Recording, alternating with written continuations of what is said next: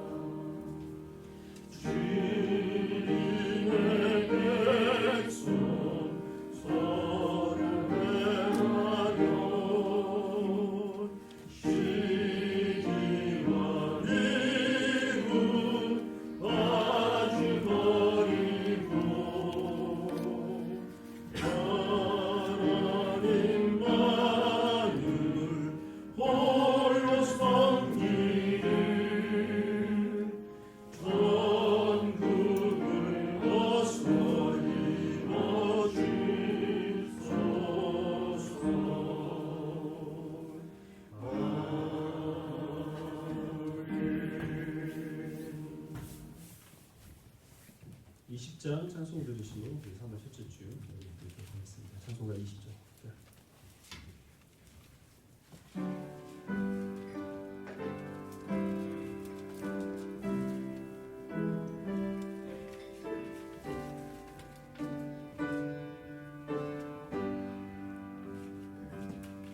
큰 영광 주에 계신 주 나타 찬송합니다.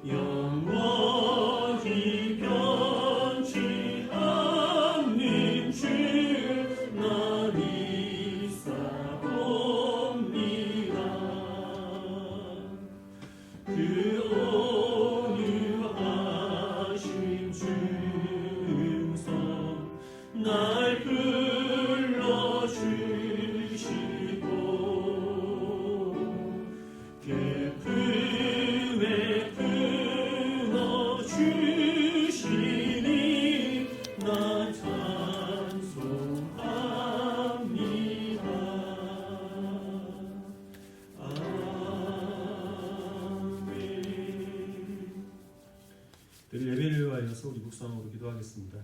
환난과 또 공포와 두려움 속에서도 주님과 함께하는 자, 또 주님께 예배드림으로 하나님 은혜 안에 머물고자 하는 자에게 하나님께서 베푸시는 사랑으로 우리가 평안함을 누릴 수 있도록, 또 우리가 집중하여서 예배할 수 있도록 그 예배를 위하여서 시간 같이 묵상으로 기도하겠습니다.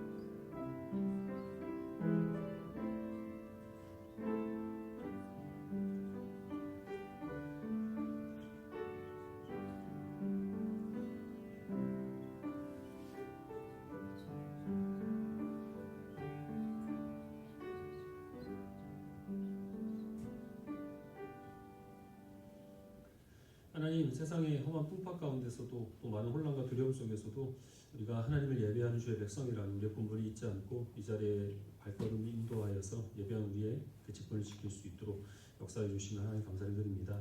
세상은 많은 두려움 속에 있고 또 질병의 공포 가운데 많은 사람들이 저마다의 해야 될 일들을 감당하지 못하고 있지만, 그러나 우리들은 이 험한 세상의 풍파 가운데서도 주와 함께 있음으로써 누리는 그런 평안을 하나님께서 예배하는 이 시간 허락하여 주시옵소서.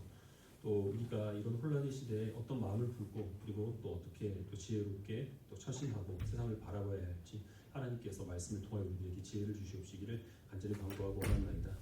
사람들과 똑같이 살아가면서 그들과 같은 소망을 품고 같은 것으로 힘들어하고 똑같은 것으로 기뻐했던 우리들의 마음이 예배하는 이 시간 성경으로 우리 심령을 비춰봄으로써 잘못된 것들, 연약한 것들 하나님께 내려놓게 하시고 회개의 은혜를 구하게 하여 주시옵소서. 우리를 더 온전케 하시기 위해서 이 자리를 불러주셨사오니 말씀과 기도와 그리고 또 찬송을 통하여서 하나님께 주시는 많은 은혜를 누리게 하시고 또 온전케 되어서 육신의 건강을 이 질병이 위협할 수 있지만, 그러나 우리의 영혼만큼은 건강한 가운데 평안한 가운데 하나님을 믿고 의지하게 하여 주시옵시기를 간절히 바라오며 예수님의 이름으로 기도합니다. 아멘. 305장 찬송하겠습니다. 305장입니다.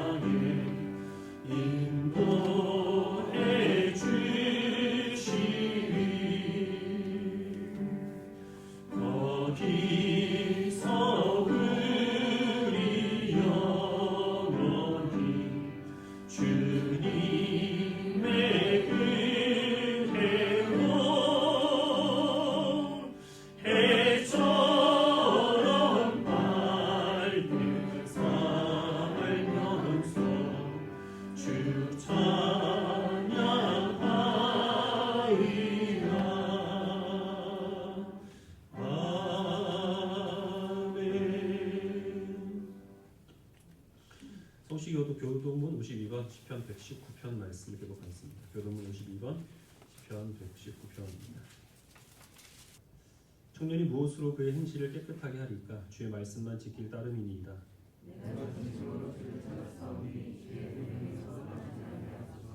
내가 주께 범죄하지 아니하려 하여 주의 말씀을 내 마음에 두었나이다.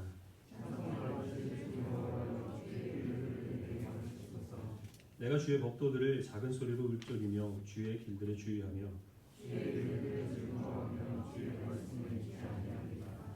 주의 법이 나의 즐거움이 되지 아니하였다면 내가 내 고난 중에 멸망하였으리이다.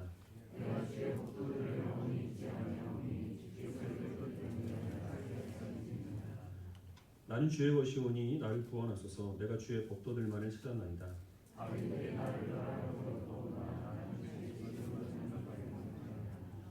내가 보니 모든 완전한 것이 다 끝이 있어도 주의 계명들은 심히 넓으니이다. 내가 주의 법을 어찌 그리 사랑하는지요. 내가 그것을 종일 작은 소리로 읊조리나이다. 사도신경으로 우리 신앙을 고백하겠습니다.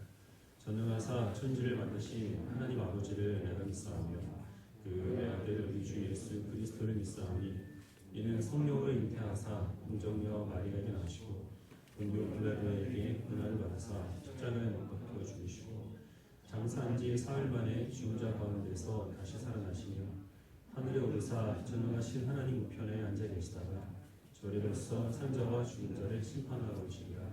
성령을 믿사오며 거룩한 공예와 성도가 서로 교통하는 것과 죄를 사하여 주시는 것과 몸이 다시 사는 것과 영원히 사는 것을 믿사옵나이다. 아멘. 438장 성경하겠습니다. 438장.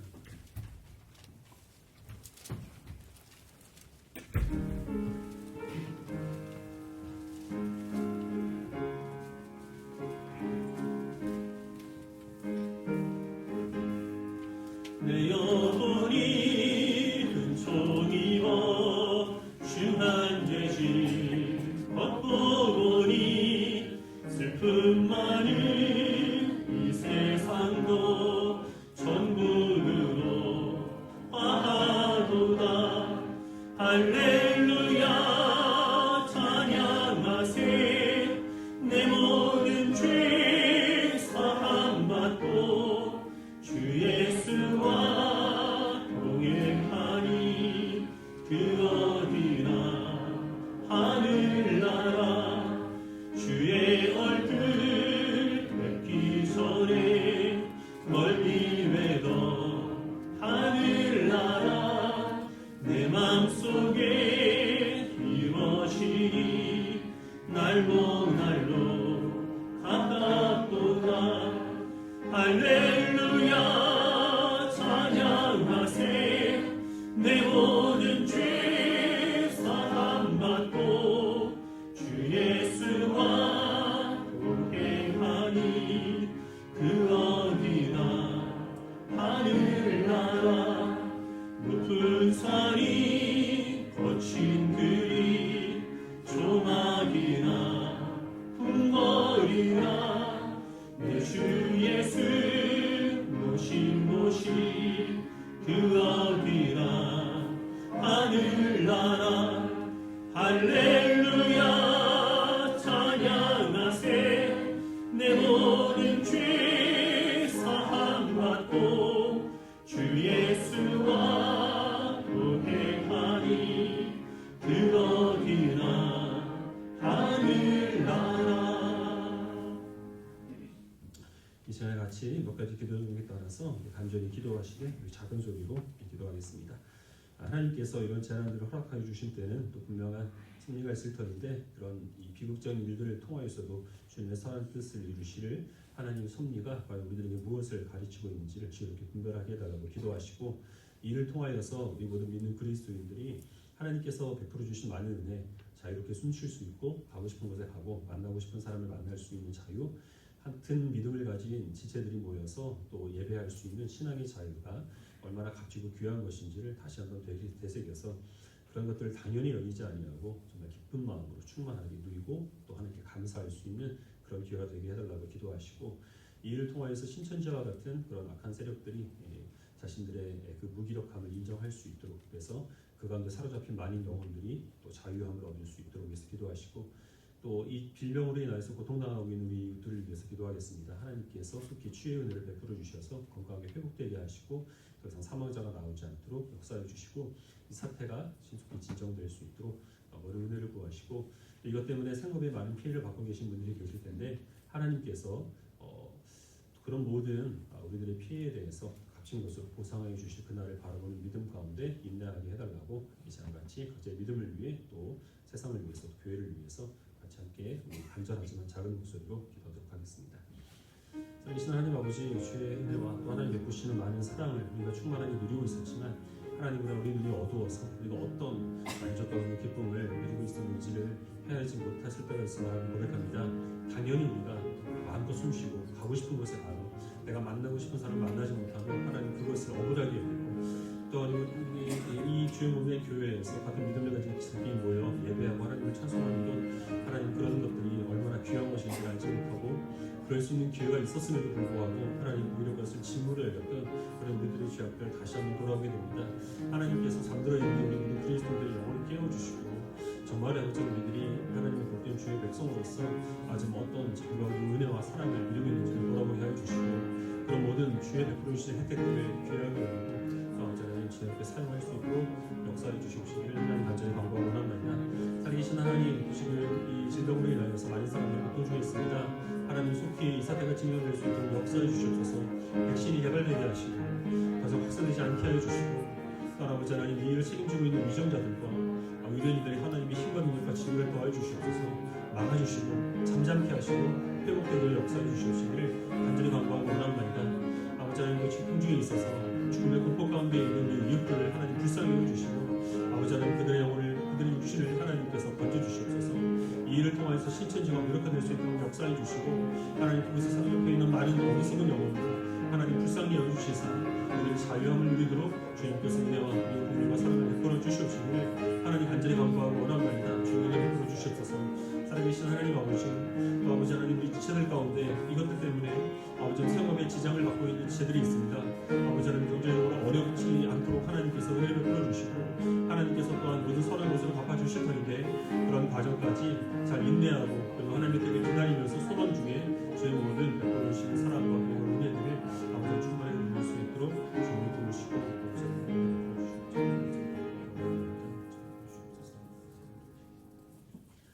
사랑과 은혜가 풍성하신 하나님 아버지 사랑 사람들은 이런 재난들 앞에서 무기력해지고 또 더욱더 하나님이 존재하지 않는 그런 자신들의 그 주장을 입증할 수 있는 증거로 삼지만 그러나 우리 모든 믿는 그리스도인들에게는 이러한 것들도 하나님의 섭리 가운데서 일어나는 것이고 하나님이 비록 이런 재난을 기뻐하지 않으신다고 하더라도 이것을 통하여서 하나님이 뜻하시는 선하신 일들을 이루어 가실 줄로 우리가 믿습니다. 그 믿음을 가지고 이 자리에 나와서 우리가 또 담대하게 예배를 드리오니 하나님께서 우리가 드리는 예배를 받아주시고 예배하는 우리 지체들을 하나님께서 또 귀한 그 영혼들을 하나님이 붙들어 주시옵시기를 간절히 간구하고 원합니다. 살아계신 하나님 속히 이 재난이 진정될 수 있도록 역사해 주시옵소서. 지금 이 질병 공포 가운데 있는 사람들 하나님 불쌍히 여겨 주셔서 하나님 참으로 그들의 그 육신의 질병이 완쾌될 수 있도록 도와주시고 회복될 수 있도록 은혜 베풀어 주시옵소서.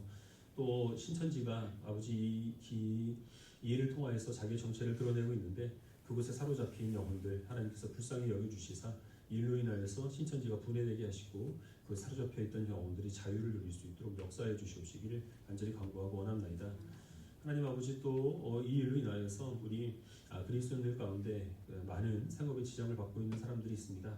하나님 긍휼히 여겨주셔서 그런 모든 지금 손해보고 있는 것들 하나님께서 가장 귀한 것으로 갚아주시고 그때까지 인내하는 믿음으로 소망 중에 주님의 역사하심을 기다릴 수 있는 복된 주의 자녀들이 다 되게 하여 주시옵시기를 간절히 간구하고 또 원합니다.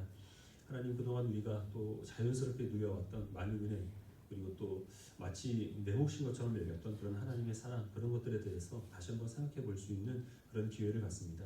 숨 쉴 수 있는 자유 내가 가고 싶은 곳에 가서 만나고 싶은 사람을 만나는 것 내 권리가 아니라 하나님께서 베풀어 주신 은혜 가운데 누리는 주님의 충만한 사랑이 증거라는 사실을 기억하게 하시고 무엇보다 주의 몸된 교회에서 마음껏 찬송하고 기도하고 예배하는 것 그동안 때로는 이것을 우리가 짐으로 여겼지만 그러나 이것이 마치 우리가 그 공기와 같이 자연스럽게 내 주변에 항상 있었던 것이지만 없어지게 되면 귀한 것임을 이번 기회를 통해서 깨닫게 하여 주시고 예배를 더욱더 귀하게 여길 수 있는 복된 심령이 되게 하여 주시옵시기를 간절히 간구하고 원합니다.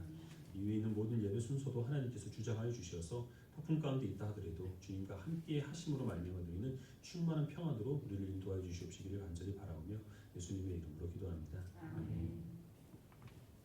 성경 말씀 다시 보겠습니다. 마태복음 24장 23절 24절 이 두 절 말씀을 읽겠습니다. 24장 23절 24절 이 두 절 말씀을 같이 읽겠습니다. 시작. 그때 사람이 너희에게 말하되 보라 그리스도가 여기 있다 혹은 저기 있다 하여도 믿지 말라. 거짓 그리스도들과 거짓 선지자들이 일어나 큰 표적과 기사를 보여 할 수만 있으면 택하신 자들도 미혹하리라. 신종 코로나 바이러스 때문에요. 온 세상이 난리죠. 우리나라뿐만 아니라 지금 세계적으로 퍼져서 많은 사람들이 두려움 가운데 있습니다. 이제 이번 한 주간만 해도 이제 정부에서 일단 종교 집회를 좀 자제해달라는 요청이 있었고요. 또 교단 차원에서도 또 이제 다양하게 여러 가지 지침들이 내려왔는데 주일 예배는 예배당에서 드리되 그러나 교회 판단에 따라서 목회자들만 드리는지 또 그 원하는 분들만 드리도록 하고 그렇지 않은 분들은 가정에서 예배를 드릴 수 있도록 이렇게 협조를 이제 해달라라는 것이었습니다. 그래서 이제 거기에 준해서 이제 저희들도 그 위험군에 있는 분들을 제외하면 다른 분들은 되도록이면 교회에 와서 예배를 드리도록. 사실 큰 교회는 쉬어야 되는데 우리 교회 같이 규모가 작은 교회는 그렇게까지 할 건 아니거든요. 일단 그렇게 했고 되도록이면 실시간으로 여기서 가정에서 예배를 드리시는 분들도 함께 같은 시간에 예배를 드리도록 하면 좋은데요. 지금 갖고 있는 장비로는 되지 않습니다. 그리고 모바일로는 유튜브로 실시간 스트리밍을 할 수 있는데 구독자가 1000명이 돼야 된대요. 그걸 하려면. 저희 교회 구독자가 58명이거든요. 950명만 더 있으면 되는데 이게 조금 안타깝게 되죠. 그래서 당분간은 여기에서 건강하신 분들은 예배를 드리시되 조금 불안하시거나 아니면 몸이 좀 불편하신 분들은 가정에서 예배를 드리시는데 편집해서 올릴 때까지 시간이 좀 필요하니까 오후 4시에 홈페이지에 들어오셔서 거기에 나오는 예배 순서에 준해서 예배를 드리시면 되겠습니다. 가정에서 예배를 드리신다고 텔레비전 보는 것처럼 누워서 예배를 드리시면 안 되겠고요. 당연히 이제 교회 오시는 것처럼 단정한 복장을 하시고 예배 순서마다 찬송이 있을 때는 찬송을 하고 기도할 때는 기도하면서 이렇게 경건하게 예배를 드리시길 바랍니다. 이 사태가 언제까지 지속될지는 알 수 없는데요. 적어도 한 달 이상은 될 것 같고요. 그렇게 될 때까지는 계속 우리가 정상적으로 예배 드리기는 어쨌든 간에 좀 어려울 것 같습니다. 이럴 때일수록 더욱더 우리가 영적으로 단단히 무장해서 예배를 드려야 되겠고 신문에 보니까 그럼에도 불구하고 이 교회가 천주교나 불교와는 달리 예배를 포기할 수 없는 이유로 헌금을 들었는데 그건 교회를 잘 모르고 하는 얘기입니다. 큰 교회들이 이미 다 온라인으로 헌금 걷고 있습니다. 헌금이 문제가 아니고 목회자가 두려워하는 것이 무엇이냐 하면은 습관이 될 것을 두려워하는 거예요. 그러니까 집에서 예배를 드리면 편하거든요. 그래서 거기에 너무 길들게 됐다가 그래서 되도록이면 예배를 하려고 했다가 큰 교회들은 대부분 다 이제 예배를 취소했는데 여러분들도 또 거기에 잘못된 습관들은 금방 또 빠지거든요. 물들지 않도록 또 영적으로 무장해 주시길 바랍니다. 지금 이 바이러스는 사실 우리나라에서 확진자가 많이 나오고 있는지 잘 아시겠습니다만은 다른 나라에 비해서 압도적으로 검사를 많이 하기 때문에 확진자가 많이 나오는 것이고요. 그리고 이 기저질환이 있는 분들, 그러니까 이 애초에 질병을 갖고 계신 분들, 특히 호흡기 계통의 질병을 갖고 계신 분들한테는 치명적일 수 있습니다. 그래서 그런 분들은 조심하셔야 되는데 건강한 분들의 경우에는 감기처럼 왔다가 지나가는 것 같아요. 아직까지는 그렇습니다. 그러니까 건강하신 분들은 너무 사실 걱정할 필요는 없고 접하 경로를 보니까 엘리베이터에서 잠깐 마주쳐도 없더라고요. 걸릴 사람들은 걸립니다. 그래서 저도 언제 그때가 올까 기다리고 있어요. 그러니까 이거는 걱정한다고 해서 막을 수 있는 것은 아니고 최대한 조심은 하되 그러나 너무 두려워할 필요는 없겠다라고 생각을 하는데요. 이제 연세가 많으신 분들 또 평소에 몸이 좀 허약하신 분들 그런 분들은 정말 특별히 조심하셔야 됩니다. 이 바이러스라고 하는 것은 사실 우리의 그 몸의 건강을 해치지만 그러나 이단 사설은 우리의 영혼을 파괴하는 것입니다. 특별히 우리나라에는 많은 이단 사설과 사이비 종교들이 있었고 그 가운데서 특별히 신천지는 사람의 그 이단, 사람의 영혼뿐만 아니라 이 사회를 무너뜨리고 가정을 파괴하고 또 교회를 또 분해하는 일에 그들이 앞장서 왔습니다. 저는 이 일을 통하여서 하나님께서 이루시고자 하는 특별한 섭리가 있다고 생각을 하는데 그 가운데 하나가 신천지를 분해시키는 것이라고 확신을 합니다. 그동안 신천지가 교회에 끼친 많은 해악들이 있었지만 제가 여러분들에게 구체적으로 신천지에 대해서 말씀을 드린 적은 없습니다. 그 이유가 무엇이냐면 우리 교회 성도님들 가운데서 어떤 분도 신천지에 빠질 사람은 한 사람도 없다는 확신이 있었기 때문입니다. 이거 그냥 막연한 바람이 아니라 뚜렷한 근거를 가진 확신입니다. 그렇게 확신을 가지게 된 이유가 무엇인지는 조금 뒤에 설명을 해드리겠고, 하지만 시국이 시국이니만큼 우리가 신천지에 대해서 3주간에 걸쳐서 조금 알아보는 그런 시간을 가져서 어떻게 대비를 해야 할 것인지, 그리고 이 신천지 사태를 통하여서 우리 그리스도인들이 어떤 교훈을 가져야 될지에 대해서 생각해보는 그런 시간을 갖도록 하겠습니다. 이런 주제는 사실 설교보다는 이 강사를 모셔놓고 특강을 듣는 게 더 유익한데요. 하지만 우리가 같이 모일 수 있는 시간은 이제 이 시간이 유일하고, 그리고 또 대략적으로 소개를 하는 것은 제 선에서 얼마든지 감당할 수 있는 일이기 때문에 설교의 시간과 형식을 빌렸으니까 그 부분 여러분들이 이해를 해주시길 바랍니다. 신천지의 교주는 여러분들 잘 아시는 대로 이만희라는 사람입니다. 이만희 씨는 지금 이제 90세가 다 되었는데, 신천지라는 종교 자체를 그 사람이 창시한 것은 아니고, 이만희는 이제 여러 이단들, 사이비 종교들의 영향을 받아서 이제 거기에 따라서 신천지라는 것을 편집을 하고 조합을 해서 만들어낸 겁니다. 그래서 우리나라에는 사실 그 전에 이미 사이비 종교 교주들이 많이 있었죠. 이 화면 하나 보여주시겠어요? 넘기시면. 그래서 그동안 이제 자기가 재림주다라고 주장했던 몇몇 사람들인데, 여러분들 보시기에 왼 우측, 그 좌측에 위에 있는 사람이 문선명입니다. 통일교의 문선명이고, 그 옆에 있는 사람은 정명석입니다. JMS 아시죠? 그리고 그 옆에 있는 사람이 안상홍인데요. 이 안상홍 증인회가 지금 하나님의 교회의 전신입니다. 그리고 밑으로 내려오셔서 노란 박스 쳐 있는 사람이 이만희예요. 지금 얼굴이 약간 바뀌었죠. 저기에서 쌍꺼풀 수술을 했고 또 보톡스를 맞았습니다. 그래서 지금 약간 다른 얼굴이고요. 또 이제 맨 우측 아래에 있는 사람, 저 사람은 박태선이라는 사람입니다. 천국교회 교주인데요. 다음 화면을 보시면 이 이만희가 지금까지 영향을 받아왔던 교주들입니다. 맨 위에 있는 김백문이 있어요. 그 이스라엘 수도원이라는 사람이 수도원에서 이 사이비 종교를 창시한 사람인데, 많은 이단들이 김백문의 영향을 받습니다. 김백문의 제자 가운데서 통일교의 문성명과 천북의 박태선이 나옵니다. 이 박태선은 원래 전동원이라는 그런 종파를 창시를 했다가 나중에 천부교라고 이름을 바뀝니다.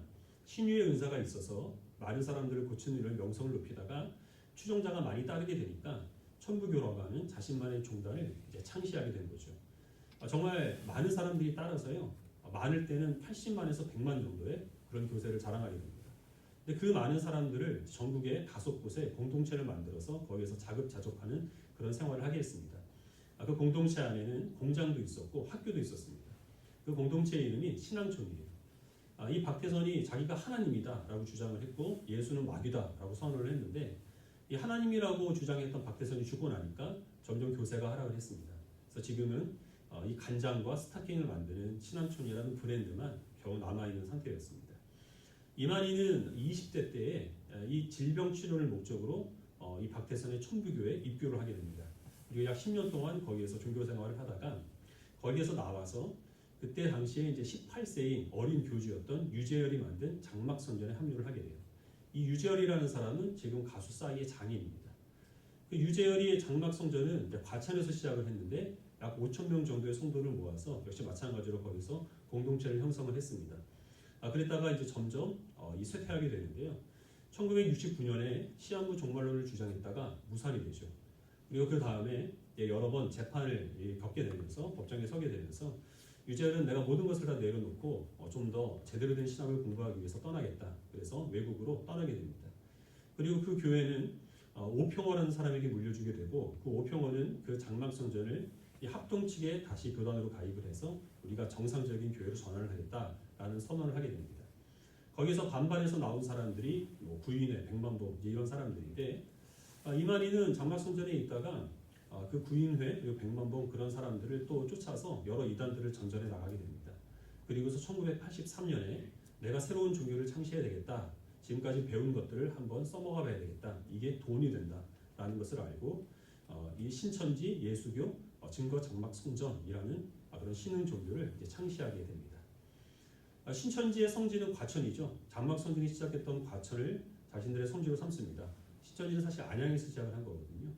그리고 정식 명칭 가운데서 장막 성전이라는 이름을 쓰고 있는데, 그거는 자기가 유재열의 후계자다. 그래서 분명하게 하고 있어요. 그 이유가 무엇이냐 하면 그 유재열을 존경하기 때문이 아니고, 이 신천지 사람들은 이 성경의 역사를 배도 멸망 구원으로 봅니다. 그래서 그걸 외우기 위해서 시초 사람들은 배 멸고 그러고 다니는데 그 배도 멸망 구원의 그 역사에 이것을 끼워 넣기 위함이에요. 그래서 이 유재열은 이 배도자이고 그리고 그것을 물려받은 오평원은 멸망자이고 그리고 구원자는 그럼 누구겠습니까? 이만희다. 이렇게 되는 거죠. 처음 유재열이 만든 장막선전은 히브리서 나오는 첫 장막이고 요한계시록에 나오는 증거 장막이 이제 그 완전한 장막으로서 내가 만들었다 하는 그런 의미에서 신천지 증거 장막선전이라는 그런 이름을 쓰고 그 성지를 과천으로 정한 겁니다. 그러니까 사실 자기의 정통성을 인정받기 위해서 유재열을 이용을 하고 있는 거죠. 신천지가 처음 시작했을 때부터 80년대 말까지는 그렇게 크게 교세를 확장하지 못합니다. 한 1000명 정도 되는 신도들이 있었다고 하는데 그것도 많은 숫자이긴 하지만 지금과 비교하면 굉장히 미약하죠. 그랬다가 90년대부터 급속히 기하급수적으로 성장을 하게 됩니다. 같이 한번 넘겨주시면 지금 이제 신천지 교세인데요. 약 20만 명 또는 25만 명이 되는 그런 신자들이 있다라고 이렇게 주장을 하고 있고 전국을 12구역으로 나눠서 예수님의 이름을 딴 12지파의 그 교회들이 지금 존재하고 있고요. 위장교회 그리고 또 복음방센터 이런 것까지 하면 셀 수가 없습니다. 특별히 가장 교세가 강력한 곳은 광주 전남 지역입니다. 그래서 들리는 소문에 의하면 지금 이제 신천지가 약간 혼란기에 있기 때문에 광주 전남 지역은 따로 독립을 하려 한다라는 그런 이야기들이 들려오고 있습니다. 어쨌든 신천지에서 나온 그 전도사님의 간증에 의하면 지금도 한 달에 2,000명 이상 신천지로 합류하고 있고요. 대부분이 다 기존 그리스도인들이고 또 그 가운데서 60% 정도가 청년들이다. 20대에서 30대 된 사람들이다. 이렇게 얘기를 하고 있습니다. 교회 청년들이 없어서 아우성이죠. 어디 갔나 했더니 다 신천지로 지금 가 있다라는 거예요. 물론 그 부모들은 그 사실을 까맣게 모르고 있습니다. 신천지는 그럼 왜 이렇게 교세를 급속하게 확장할 수 있었을까요? 무엇이 사람들에게 매력적으로 느껴졌겠습니까? 우리 정통 기독교와 무엇이 다르길래 사람들이 거기에 그토록 많이 미혹을 당하게 되겠습니까? 교리적인 면에서 차이점을 좀 살펴보도록 하겠는데 하나님께 대한 인식이 다릅니다. 화면이 좀 은혜롭지 못하니까 다시 제목으로 돌려주시겠어요? 이게 좀 은혜롭죠. 교리적인 차이점이 있습니다. 우리는 삼위일체 하나님을 우리 신앙으로 고백하고 있습니다. 그래서 하나님은 성부, 성자 하나님이 계시고 그 하나님은 각각 독립적인 위격을 갖고 계시되 그 본질면에 있어서는 동일하시다 이것이거든요. 근데 신천지에서 말하는 삼위일체는 다릅니다. 성령이신 성부가 성자를 낳았고 성령이신 성자가 보혜사를 낳았다. 보혜사는 물론 이만희가 되는 거죠. 이게 무슨 의미냐 하면 성령님을 독립된 위격을 가진 하나님 중에 한 분으로 보지 않고 영적인 능력으로 보는 거예요. 그래서 그 영적인 능력이 성부에게 임했을 때 그 성부가 하나님에 대해 역사하다가 이제는 그 영이 성부를 떠나서 2000년 전에 예수라는 사람에게 임했다는 겁니다. 그래서 그 예수가 하나님이 되어서 사역을 하다가 십자가에서 죽을 때는 인간 예수만 죽고 그 영만 부활해서 그 영이 지금은 다른 보혜사에게 임하게 되었는데 그거 바로 이만희라는 것이죠. 그래서 성부와 성자는 지금 없습니다. 우리들은 신앙 고백을 통하여서 성자 하나님께서 지금 승천하셔서 성부 하나님 우편에서 원천한 만물을 다스리시고 우리를 위해서 중보하고 계시다. 이것을 우리 믿음으로 고백하고 사도신경에도 그 내용이 실려있죠. 신천지는 사도신경을 고백하지 않습니다. 성자는 지금 없고 성자가 하는 모든 일, 그 전에 성부가 했던 모든 일들은 지금 보혜사인 이만희가 하고 있다. 이렇게 얘기를 하고 있는 겁니다.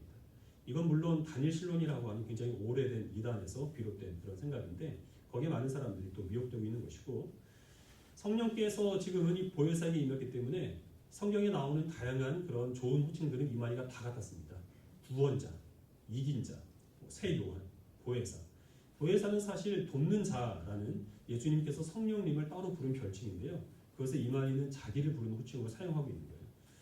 특별히 거기에서 이제 새 요한이라고 자기를 부르고 있는데 그 이유가 뭐냐면 하나님께서는 오래전에 사도 요한에게 계시를 주셨는데 그 계시가 새 요한인 자기를 통해서 성취가 되었다. 그래서 자기를 새 요한이라고 부르는 겁니다. 그래서 요한계시록에 나오는 모든 말씀들은 자기 외에는 이해를 할 사람이 없고 해석할 사람이 없다. 모든 성경은 다 비유인데 이 비유의 말씀을 풀 수 있는 그런 권세도 자기밖에는 가지지 못한다. 이렇게 얘기를 하는 겁니다. 그래서 구원받기 위해서는 신천지 교회 안으로 들어와서 이 말씀을 해석해주는 이만희에게서 말씀을 받고 깨달음을 얻어야만 그래야만 구원을 받을 수 있다. 이렇게 증거를 하는 겁니다.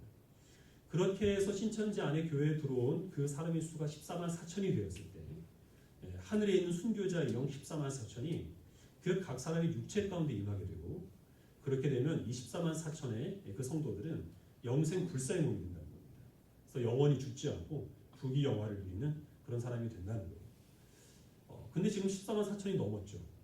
그래서 뭐라고 얘기를 하느냐 하면 그 가운데서 하나님은 알곡을 골라냈습니다. 더 열심히 포교를 해야 한다. 지금 그렇게 주장을 하고 있습니다. 이건 이제 신인 합일의 원리라고 하는데 통일교에서부터 이미 모든 이단들이 다 사용하고 있는 원리고요. 그 이전에 범신론이라든지 뭐 이런 다양한 그 토속 종교 가운데서 찾아볼 수 있는 아무것도 아닌 그런 이론들입니다. 이 신천지는 신천지 교회 안에 들어와서 이만희에게 말씀을 받아야만 구원을 받는다 이렇게 얘기를 하니까 당연히 그럼 기성 교회들은 뭐가 되는 겁니까? 구원받지 못하는 사람이 되는 거죠. 그래서 계시록에 나오는 멸망당할 바벨론은 우리는 세상으로 보지만 신천지는 기존 교회로 봅니다. 예수님의 천국 비유에 나오는 밭이 교회이기 때문에 그 교회 안에 들어가서 알곡을 찾아내서 그 알곡을 곡간, 그러니까 신천지 교회로 가지고 가야 될 사람들을 하나님은 부르신다. 그 사람들이 바로 추수꾼이 되는 겁니다. 그 추수꾼들은 교회 안에 들어와서 기존 신자들을 미혹해서 신천지 교인으로 만드는 일에 열심을 내고 있죠.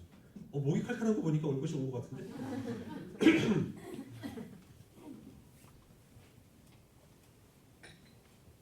이 얼마 남으면 되는 건가요? 사실 저도 한 2주 쉬고 싶어서 농담이고요. 그래서 이제 그 추수꾼들이 이제 교회 안에 들어와서 성도들을 많이 미혹을 하죠. 신천지에서 하는 일들을 보면 이 사람들은 거짓이 일상입니다. 거짓말을 아무렇지도 않게 하고요. 오히려 거짓말하는 것을 굉장히 떳떳하고 자랑스럽게 생각을 해요. 이 사람들은 자신들을 가리켜서 천국의 탤런트다, 하늘나라의 연극 배우다 이렇게 부릅니다. 그러니까 사람들을 연기를 해서 속여내는 것 자체를 굉장히 뿌듯한 일로 하나님께 칭찬받는 일로 여기는 거예요.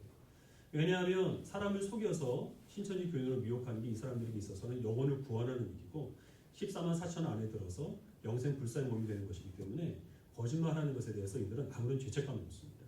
그래서 우리의 생각으로는 하나님 믿는 사람들이 어떻게 거짓말할 수 있는가 이렇게 생각하지만 너무 순진한 생각이라는 거죠.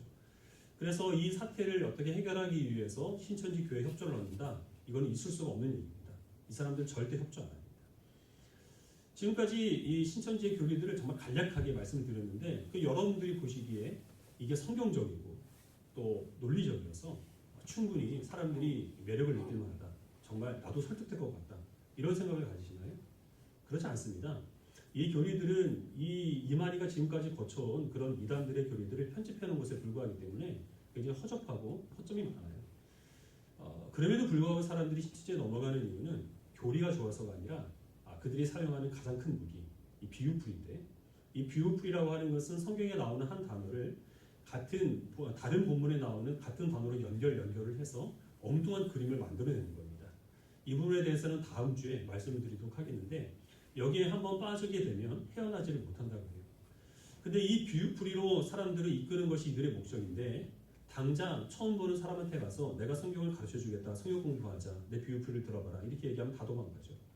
비유풀이 과정까지 들어가는 그 준비 과정들이 있는데 그게 모략전도라고 하는 겁니다. 모략 포교라고 하는 건데 자기네들이 붙인 이름입니다. 속임수를 써서 접근한다는 뜻이에요. 자기의 정체를 철저히 감추고 자기가 접근했다는 것을 다른 사람들에게 알지 못하도록 입막음을 하고 서서히 인간관계를 형성을 해서 자기를 신뢰하게 만들고 그래서 말씀 풀이 이 과정까지 들어가는 과정, 이것을 신천지가 10년이 넘는 시간 동안 개발을 해낸 것이고 이게 적중을 해서 기하급수적인 성장을 이루어내게 된 겁니다. 이 모략 포교의 가장 그 첫 번째 단계로 그들이 시도했던 것은 무료 성경 신학원이라는 것이었습니다. 저도 대학생 때에 교회 근처 담벼락이나 전봇대에 무료 성경 신학원의 그 안내문을 많이 봤거든요. 공짜로 성경을 가르쳐주고 일정 과정을 마치게 되면 전도사 자격증을 주겠다. 이런 곳으로 기존 그리스도인들을 미혹을 했습니다. 80년대, 90년대의 교회 분위기는 성경을 사실 중요하게 여기지 않았습니다. 성경 말씀은 그냥 목사님 말씀에 순종하면 되는 것으로 그렇게 가르쳤고 그런 것보다는 교회 안에서 봉사하는 것, 전도해오는 것, 또 헌금하는 것, 어떤 영적인 체험을 얻는 것 이런 것들에 교회들이 집중했기 때문에 성경에 대해서 갈증을 갖고 있는 그리스도인들이 거기에 많이 넘어가게 됐습니다. 이런 식으로 해서 교세를 확장을 했고 또 그것으로 조직들을 만들어냈습니다. 그리고 또 거기에서 추수꾼들을 양육하게 된 겁니다. 추수꾼들이 교회 안에 들어가게 되면 하는 일이 뭐냐 하면 역시 속이는 겁니다. 열심히 신앙생활을 해서 성도들과 목회자들의 그 신임을 얻습니다. 교회 중요한 요직들을 그들이 차지하게 되고 교회에 깊숙이 관여하면서 교회의 허점이 무엇인지 약점이 무엇인지를 찾아냅니다. 그런 것들을 가지고 성도들과 목사님 사이를 이간질을 시키고 그래서 작은 교회의 경우에는 성도들로 하여금 목사를 쫓아내게 합니다. 그래서 이제 신천지 목사가 그 교회 담임 목사로 들어오도록 해서 많은 작은 교회들이 통째로 신천지에 넘어가게 되었는데 그것을 그 사람들은 삼옮기기라고 그렇게 부릅니다. 큰 교회는 그렇게까지 하기는 힘들죠. 그럼 이제 구역장을 맡습니다. 그래서 구역 인도를 하면서 우리 목사님이 인품은 훌륭하신데 말씀이 좀 아쉽지 않습니까? 그래서 말씀을 잘 가르치는 내가 아는 선교사님이 한 분 있는데 다른 사람한테는 절대 얘기하지 말고 우리 구역 식구들만 그분한테 말씀을 들읍시다.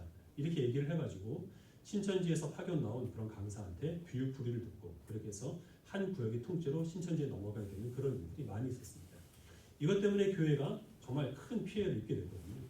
그래서 이제 지금은 이런 것들에 대해서 교회가 나름대로 많이 방책을 세워서 신천지도 거기에 따라서 또 이 모략 포교의 방법을 다양화하고 있습니다. 네 단계로 이 모략 포교의 방기 단계가 나눠지게 되는데 이해를 돕기 위해서 또 우리 화면을 한번 보시도록 하죠.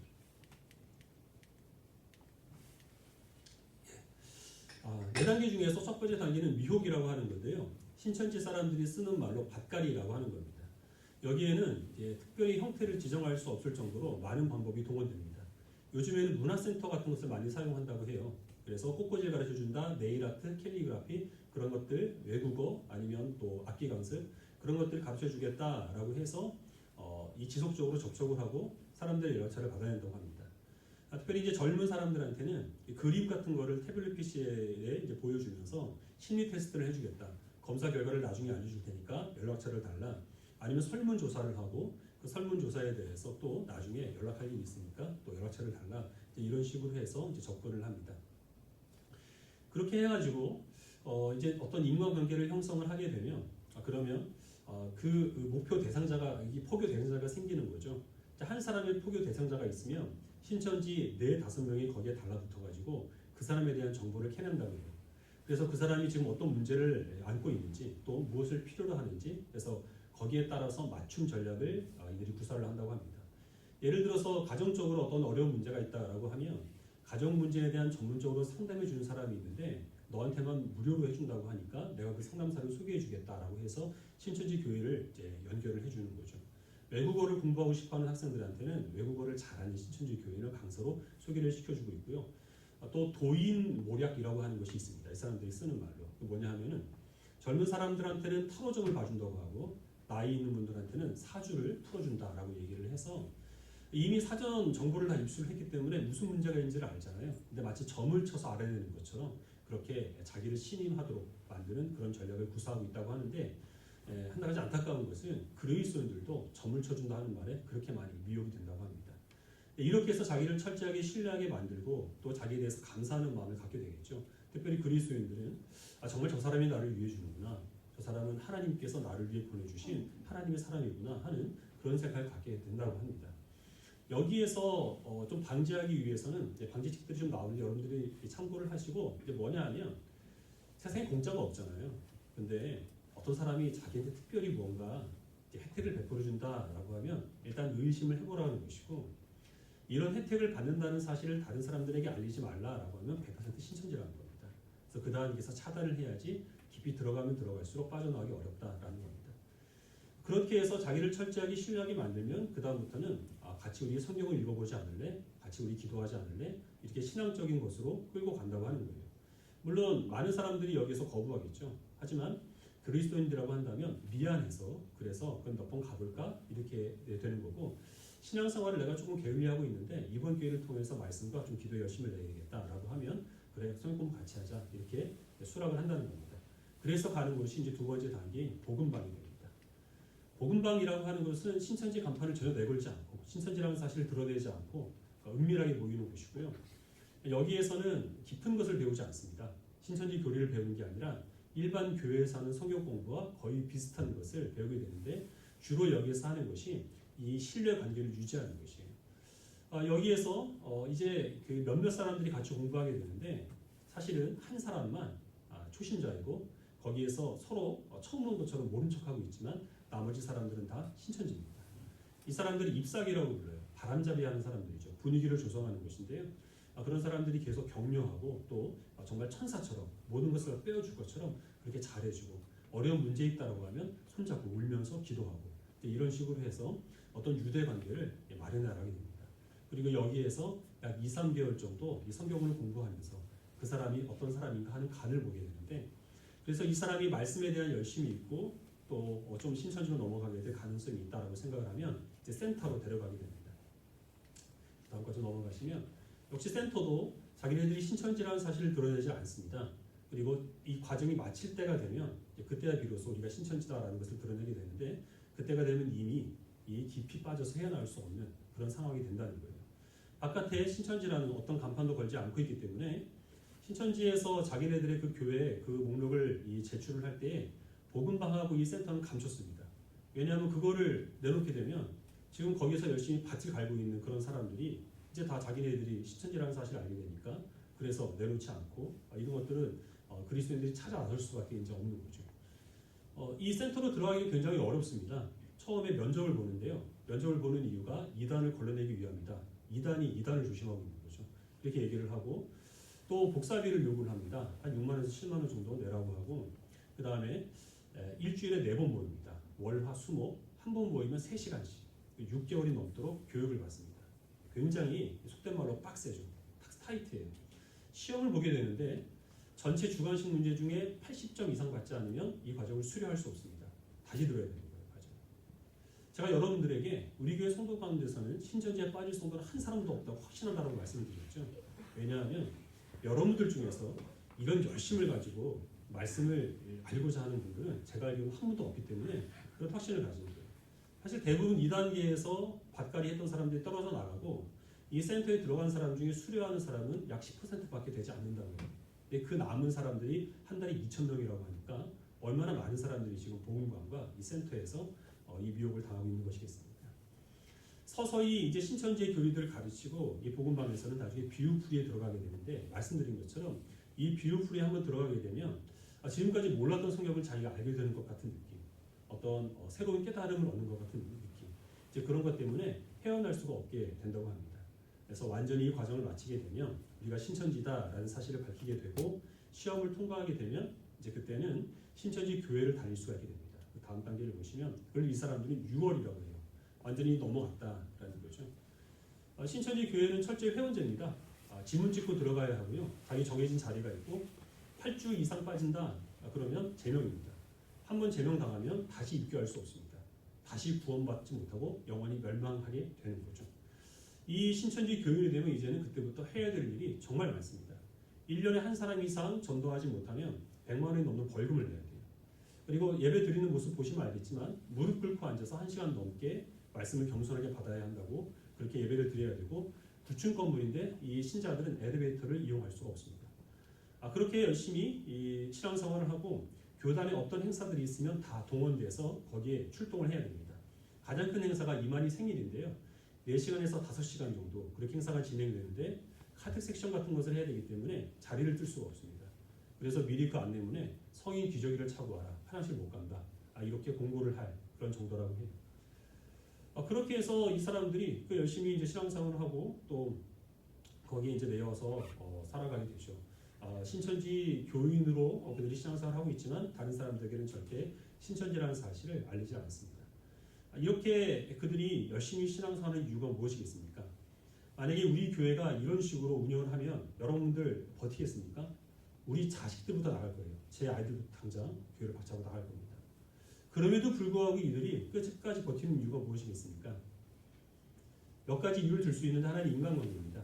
그 센터에서 공부를 하게 되면요, 예를 들어 60명이 같이 공부를 한다라고 하면 30명 정도는 신천지 교인들입니다. 근데 처음 만난 것처럼 하죠. 그래서 너도 힘들지, 나도 힘들지만 그러나 깨달음이 있잖아. 우리 함께 이겨나가보자 이렇게 얘기를 하고 힘들어하는 사람들은 계속 상담해주고 기도해주고 같이 또 나들이도 가고 그리고 또 좀 맛있는 것도 먹고 이렇게 하면서 든든한 유대 관계를 여기서부터 이미 결성을 한다는 거예요. 신천지 교회 안에 들어가게 되면 1년 이상 그 교인들과 함께 교제한 그 교제권이 굳건하게 확립이 된 상태이기 때문에 웬만해서는 그 교제권을 깨고자 하는 그런 엄두를 내지 못한다는 겁니다. 사람은 생각보다 사람에게 많이 매여 살아가지 않습니다.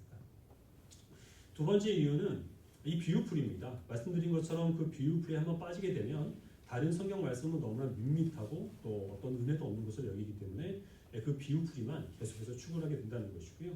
그리고 이제 또 한 가지는 14만 4천 안에 들지 못하면 멸망당한다라는 막연한 불안감 때문에 혹시 이것이 잘못된 것이 아닐까라는 의심이 든다고 하더라도 이내 마음을 다잡게 된다고 해요.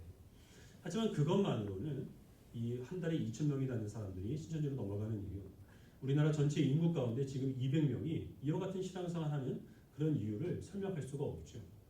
신천지에 있다가 나온 그 목사님의 표현을 빌리면 세뇌가 되었기 때문이다 라고 이렇게 얘기를 합니다. 이미 이성이 마비되었기 때문에 합리적으로 판단할 수 있는 능력을 잃어버리게 된다라는 것이에요. 가랑비에 옷이 젖듯이 이미 신천지에 깊숙이 빠져들어가서 이 6월 단계까지 가게 되면 자기의 힘으로는 나올 수가 없다라는 겁니다. 어떻게까지 세뇌가 되느냐 하면 이 자녀가 신천지라는 사실을 부모에게 얘기하지 않았다가 이제 들키게 되면 그러면 가출하라고 얘기를 합니다. 근데 집에서 이 아이가 가출하지 못하도록 막잖아요. 그러면은 신천지에서는 경찰을 대동해서 그 집으로 출동을 합니다. 현행 법상 자녀가 밖으로 나가려고 하는데 부모가 집에 붙잡아두면 감금죄에 해당이 된다고 해요. 그럼 자녀가 선택을 해야 되잖아요. 근데 자녀들은 울고 있는 부모들을 버려두고 신천지 사람들을 따라서 신천지가 마련해준 숙소나 아니면 자기네들끼리 방을 하나 구해서 거기서 합숙 생활을 하는 그 생활을 선택을 한다는 겁니다. 신천지가 제일 지금 무서워하는 게 이제 이단 상담소입니다. 신천지에서 나온 사람들이 전국의 여러 곳에 상담소를 이제 개설해 놨는데 신천지에 빠진 사람들이 그 상담소에 와서 상담을 받게 되면 95% 이상은 다시 이제 회복된다고 하거든요. 그러니까 신천지에서는 상담소에 들어가면 너희는 죽는다. 이렇게 가르쳐 준다고 해요. 그러니까 자식한테 알리지 않고 부모가 그 자식을 자기 차에 태워서 신천지 그 상담소로 가는 거죠. 근데 자식이 묻습니다. 자녀가 묻습니다. 지금 어디 가는 거예요? 사실은 상담소에 가는데 너 아빠 소원이니까 딱 한 번만 상담을 받아보자. 그러면 이 아이는 그 차에서 뛰어내린다고 해요. 달리는 차에서. 그렇게 교육을 받기 때문이라고 합니다. 이거는 이성적인 판단이 아니잖아요. 정상적인 행동이 아니죠.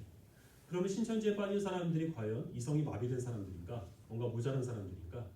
그 사람들의 직업이 얼마 전에 몇몇 사람들이 공개가 됐는데 지극히 정상적인 사람입니다.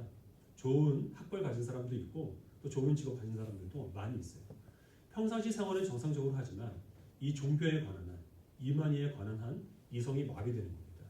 그래서 그것을 그 목사님은 세뇌당한 것이라 이렇게 표현을 했고 우리가 읽은 예수님의 말씀에 의하면 미혹당한 겁니다.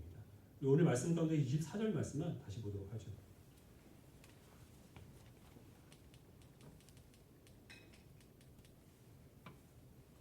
같이 읽겠습니다. 시작. 거짓 그리스도들과 거짓 선지자들이 일어나 큰 표적과 기사를 보여 할 수만 있으면 택하신 자들도 미혹하리라. 이건 악한 영이 행하는 것이고요. 악한 영이 영적으로 이미 예수 그리스도를 잘 믿고 있는 신자들까지 미혹하고 그 미혹에 넘어가는 사람들이 있다는 겁니다. 이것은 이성적으로 뭔가 판단할 수 있는 능력이 부족해서 일어나는 일도 아니고 의지가 약해서도 아니에요. 영적인 문제입니다. 영적으로 미혹을 했기 때문에 그래서 그들이 영적으로 미혹을 당해서 영적인 그런 질병을 앓고 있는 것이 신천지에 빠진 사람들이 지금 당하고 있는 그런 문제라는 겁니다. 그럼 지금 우리들은 어떨까요? 이 미혹으로부터 자유롭다고 얘기할 수 있겠습니까? EBS 방송국에서요 다큐 프라임이라고 하는 프로그램을 만들었는데 거기에서 어떤 한 가지 시험을 했습니다. 회사에서 직원 채용 광고를 냈어요. 그래서 거기에 응시한 사람들을 모아놓고 시험을 치르게 했습니다. 한 공간에서 입사 시험을 치르는 거죠. 시험을 한참 치르는데 밖에서 갑자기 사이렌이 울립니다. 그리고 또 그 문틈에서는 연기가 막 새어 들어가요. 그럼 불난 거잖아요. 그럼 불났을 때는 당연히 그 밀폐된 공간에서 벗어나는 게 정상적인 사람이 하는 판단이지 않습니까? 그러니까 시험을 응시하는 사람이 당황해요. 근데 나가지 못합니다. 왜냐하면 피실험자는 그 사람 하나뿐이고 다른 사람들은 다 연기자라는 거예요. 그 주변에 있는 사람들, 자기 앞뒤 좌우에 있는 사람들이 연기가 들어오는데도 태연하게 시험을 치르고 있으니까 이 사람의 이성이 마비되는 겁니다. 여기에서는 그 문을 박차고 나가는 게 비정상적인 그런 판단이구나라고 생각을 하게 되는 거예요. 그 상황은 신천지가 만들어 온 상황과 굉장히 비슷하죠. 그렇죠? 포섭자 한 사람을 세워놓고 신천지 사람들, ip사귀라고 부르는 바람잡이들을 붙이는 그런 상황과 굉장히 비슷합니다. 몇 차례에 걸쳐서 피실험자들을 바꿔서 거듭 실험을 했는데 결과는 동일했습니다. 어떤 사람도 거기서 자리를 박차고 나가지 못했다는 겁니다. 우리 그리스도인들, 그리스도를 뿐만 아니라 모든 사람들은 내가 합리적이다. 나는 충분히 독립적으로 생각하고 판단한다. 나는 객관적으로 모든 것들을 다 분별해서 그래서 내가 행동과 생각을 결정한다. 이렇게 여기고 있지만 그러나 그것은 오해라는 겁니다. 사람은 자기가 생각하는 것 이상으로 주변 환경의 영향을 많이 받습니다. 주변 사람들의 영향을 받고요. 상황에 의해서 많이 좌우됩니다. 다른 사람들이 이 사람 권위 있다라고 얘기를 하면 맹목적으로 그 의견을 추종하는 것도 사람이 갖고 있는 습성 가운데 하나이고 이단들은 그 점을 이용해서 사람들의 영혼을 미혹한다라는 것입니다. 우리들이 이 미혹에 빠져 있지 않는다고 해서 안심할 수 없는 이유가 바로 여기에 있습니다. 신천지의 미혹에 빠지지 않으려면 어떻게 해야 될까요? 누가 성경 공부하자고 하면 물론 우리는 무조건 거절해야 됩니다. 교회 밖에서 이루어지는 모든 성경 공부는 다 신천지가 하는 것이라고 생각해도 무방합니다. 이 사람들이 하는 모든 그 포교 활동들은 다 이 복음방으로 어떻게든 데리고 가서 비유풀이를 듣게 하는 것이기 때문에 이 성경 공부만 막아도 90% 이상은 이 신천지에 빠지지 않을 수 있다라고 그렇게 얘기를 해요. 그것을 하는 거 중요하죠. 누가 공짜로 호의를 베풀어준다 하면 그것도 우리가 한번 의심해보는 것 그거 중요합니다. 그러나 이런 신천지의 미혹에 빠지지 않는다고 해도 이 악한 영은 다양한 방법을 통해서 우리를 미혹하기 때문에 신천지만 조심하는 것으로는 부족하다는 겁니다. 어떤 미혹에 빠지지 않기 위해서 우리가 할 수 있는 일은 역설적이게 오직 예수 그리스도에게만 빠지는 것이 유일한 방법입니다. 신천지가 한 사람의 신천지를 만들어내기 위해서 얼마나 오랜 세월 동안 정성을 들여서 미혹하고 그들을 거짓으로 세뇌를 시킵니까? 우리가 우리의 힘으로 하나님을 찾을 수 없기 때문에 우리는 예수 그리스도를 믿고 주님께 매이기 위하여서 그들보다 더 많은 열심을 가지고 예수님께 대해서 배워야 하는 것이고 예수님과 교제하는 시간을 많이 가져야 하는 것이고 하나님을 예배하기 위해서 힘써야 할 그런 책임들이 있습니다. 신천지에서 하는 것은 쇠뇌이고 또 그것이 미혹이라고 한다면 우리 교회에서 하는 것은 교육이고 양육이죠. 그러면 세대와 양육이 무엇이 다르냐? 어릴 때부터 주일학교에서 우리 학생들 하나님이 계시다고 세뇌시키는 것이 아니냐? 이렇게 주장할 수 있습니다. 세뇌와 미혹 그리고 양육과 그리고 교육의 다른 점은 그 수단이 진리이냐 거짓이냐 여기에 달려있는 것이고요.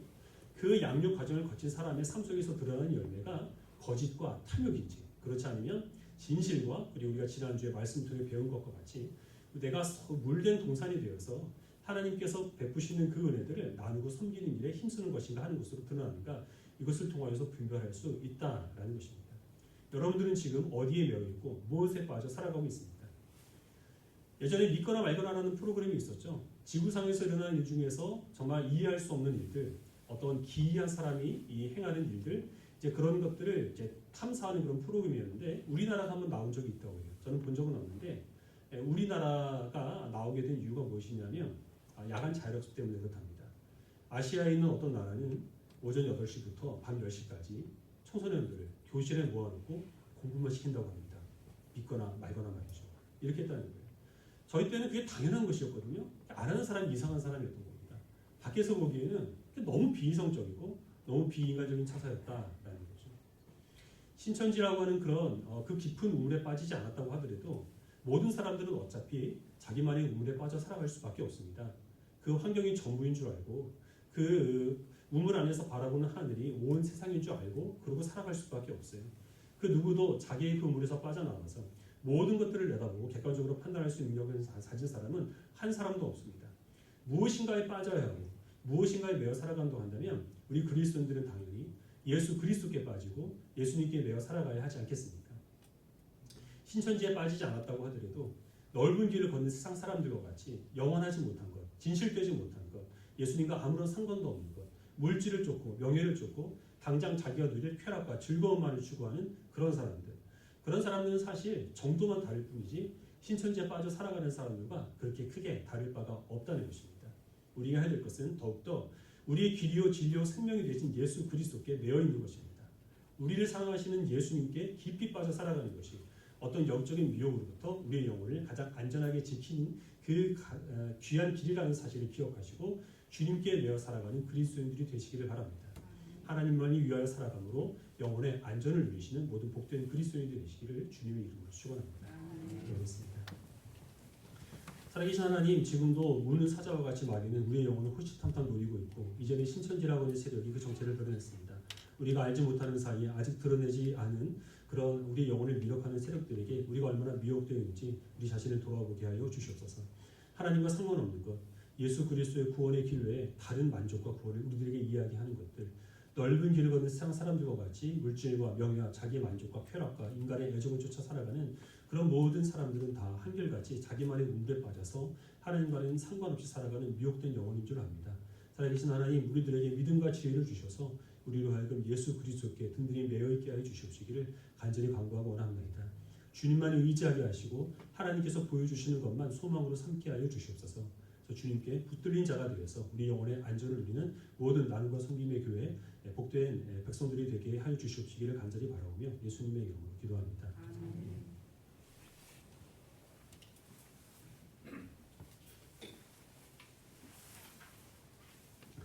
교회 소식 전해드리겠습니다. 주보에 우리 그 교단에서 신학적 목회적 제안이라고 해서 긴 글을 게시를 했거든요. 여러분들이 꼭 읽어보시고 제가 간단하게 요약을 해드리면 공예배는 어떤 일이 있어도 이루어져야 한다는 겁니다. 전쟁 때도 교회는 예배를 드렸기 때문에 이런 재난이 있다고 해서 교회에서 예배를 폐하는 일은 결코 없어야겠다라는 것이고요. 예배는 드리되 그러나 지금 같은 상황에서 그 예배의 참석 여부는 성도들에게 자율적으로 맡겨라라는 겁니다. 질병이 있거나 이것 때문에 불안해서 예배에 집중할 수 없는 사람들 그런 분들을 또 한 곳에 모아놓고 예배하는 것은 선하지 않다는 거죠. 복을 이루지 못하는 것이기 때문에 가정에서도 예배할 수 있도록 교회는 이제 모든 그런 대비들을 마련해라라는 그런 내용들입니다. 그리고 또 우린 여기에서 모여서 예배를 드리지만 가정에서 예배를 드리시는 분들의 그 믿음을 우리가 판단해서는 안 된다라는 것입니다. 하지만 분명히 기억해야 할 것은 하나님은 어디서든지 드리는 예배를 받으시는 분이지만 각자 가정에서 예배를 드리는 게 정상적인 예배는 아니라는 겁니다. 그건 비상적으로 비상시에만 해야 될 일이고요. 한 곳에 모여서 그리스도인들이 교제하고 또 몸된 교회를 위해서 봉사하고 섬기고 이런 것들을 또 해야 하기 때문에 상황이 정상화되면 다시 모여서 예배할 수 있도록 그렇게 권면을 하는 그런 내용들을 이제 여기에 실었으니까 여러분들이 꼭 읽어보시고 또 우리 교회도 여기에 준해서 앞으로 이제 어떻게 될지 좀 많이 고민 중에 있는데 또 상황들 살펴보면서 결정을 하도록 하겠고요. 그때마다 또 여러분들께 알려드리도록 하겠습니다. 당분간 특별한 일이 없는 이상 지금처럼 여러분들이 교회에서 예배를 드리셔도 좋고 또 여러 가지 여건이 여의치 않으면 또 가정에서 예배를 드리시면 되겠습니다. 실시간으로 같이 예배를 드리면 좋겠습니다만은 아직은 또 그럴 어떤 그 장비적인 그런 측면에서의 그 조건이 안 되기 때문에 그런 것도 제가 일주일 동안 한번 연구를 해보고 되지 않으면 그 영상을 편집할 시간이 필요하기 때문에 4시 이후에 교회 홈페이지에 올릴 테니까 예배에 준해서 번갈아간 마음으로 가정에서도 예배를 드리시므로 꼭 주의를 성수해 주시기를 바라고요. 예배를 드리시는 분들은 예배 중에 마스크를 또 참여해 주시기 바라고 주 감염원이 비말, 침이거든요. 그러니까 우리는 찬송을 하고 또 기도를 해야 되기 때문에 어쩔 수 없이 침이 튈 수밖에 없거든요. 그 마스크를 착용하시고 답답하시더라도 예배를 드려주시길 바라고 당분간 대표 기도와 찬양되는 순서에서 좀 제외를 하도록 하겠고 주일 예배와 새벽 기도 외에 다른 모임들은 다 일단은 잠정적으로 쉬도록 하겠습니다. 점심 식사까지 포함해서요. 또 이제 고위험군에 있는 분들 주보에 이제 그 3항에 나와 있는 분들인데 이런 분들은 되도록이면 교회 오지 마시고 영상을 통해서 예배 드리시기를 권해드립니다. 그러나 우리가 걱정해야 할 때이고 또 준비를 해야 될 때이지만 과도하게 염려하는 것은 합당하지 않습니다. 이 일을 통하여 하나님께서 이루셔야 하는 섭리가 무엇인지를 좀 분별하면서 또 우리가 지금까지 자연스럽게 누렸던 그런 권리에 대해서 감사하는 마음을 가지고 이 재난이 속히 신속히 종식되기를 여러분들이 기도해 주시기를 바랍니다. 325장 찬송 드리시고 드린 한국에 기도하겠습니다.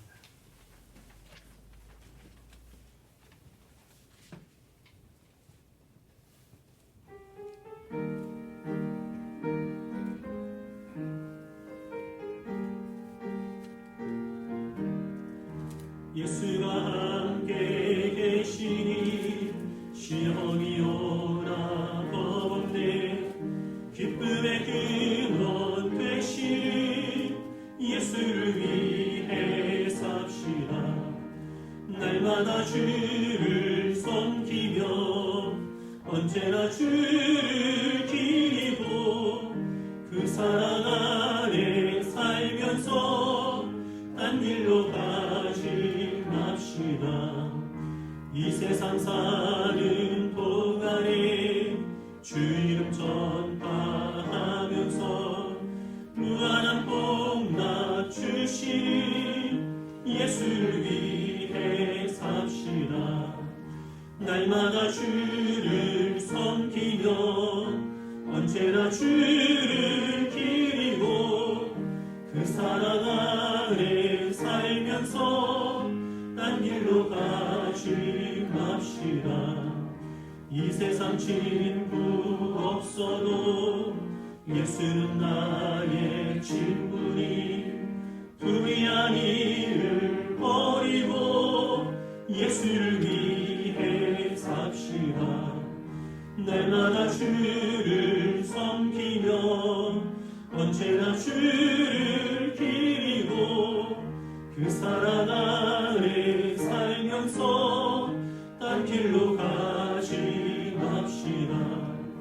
주께서 심판하실 때 잘했다 칭찬하리니 이러한 상급 받도록 예수를 위해 삽시다. 날마다 주를 섬기며 언제나 주를 기리고 그 사랑 아래 살면서 딴 길로 가지 맙시다. 예수가 함께 계시니 시험이 오나 겁이 없다고 고백했습니다. 그 믿음에 따라 살아가게 하여 주시옵소서. 공포와 두려움이 있지만 주께서 우리와 함께 하심을 믿어 예배드리는 자리를 지킨 주의 백성들 하나님이 귀하게 여기실 줄을 믿습니다. 하나님께서 그 영혼을 강건하게 하시고 그 육신도 모든 이 세상의 병막 가운데서 튼튼하게 보호하여 주시옵시기를 간절히 간구하고 원합니다. 지금 이 자리에 오지 못하고 또 가정에서 다양한 방법으로 예배를 드리고 있을 우리 모든 주의 백성들을 하나님이 귀히 여기시고 어디에서 예배를 드리는지 동일한 향기로운 제물로 하나님께서 받으시고 영광 받아 주시옵시기를 간절히 간구하고 원합니다. 우리가 또 한 주간 동안 어디에서 무엇을 하든 우리는 항상 하나님의 보호하심 가운데 있는 주의 백성이라는 사실을 기억하게 하시고 그 믿음을 가지고 우리가 감당해야 될 모든 일들을 신실하게 감당할 수 있도록 역사하여 주시옵소서. 많은 사람들이 이럴 때일수록 더 이기적이고 탐욕적이고 그리고 거짓의 노예가 되기 쉬운데 우리 그리스도인들은 이럴 때일수록 더 섬기게 하시고 더 자신을 희생하게 하시고 진리 가운데서 정직하고 성실하게 살아가게 하심으로 세상 사람들과 다른 소망을 쫓는 신실한 그리스도라는 사실을 드러내기에 부족함이 없는 귀한 주의 백성들이 되게 해 주시옵시기를 간절히 간구하고 원합니다. 이 바이러스 때문에 또 생업에 지장을 받고 있는 모든 주의 백성들 하나님이 긍휼히 여겨주시고 하나님께서 또 그런 모든 지금 이 답답한 그런 상황들 하나님께서 또 개선시켜 주시고 그리고 또 많은 선한 것으로 갚아 주실 것을 바라는 마음 가운데 인내함으로 주님의 때를 기다릴 수 있도록 은혜 베풀어 주시옵시기를 간절히 간구하고 원합니다. 특별히 어르신들 하나님께서 그 건강을 지켜주시고 정말 장수하게 하셔서 이 세상을 살아계시는 동안에 우리 모든 그 믿음의 후손들에게 대대손손 믿음의 본을 보이고 또 그들을 위해서 기도하는 아름다운 그런 우리 모든 남녀 선교회 우리 어르신들이 되도록 하나님께서 붙들어 주시옵시기를 간절히 간구하고 원합니다. 세상의 모든 악한 미혹으로부터 하나님께서 한 주간 동안 우리를 지키실 줄로 확신하오며 예수 그리스도의 이름으로 기도합니다. 아멘.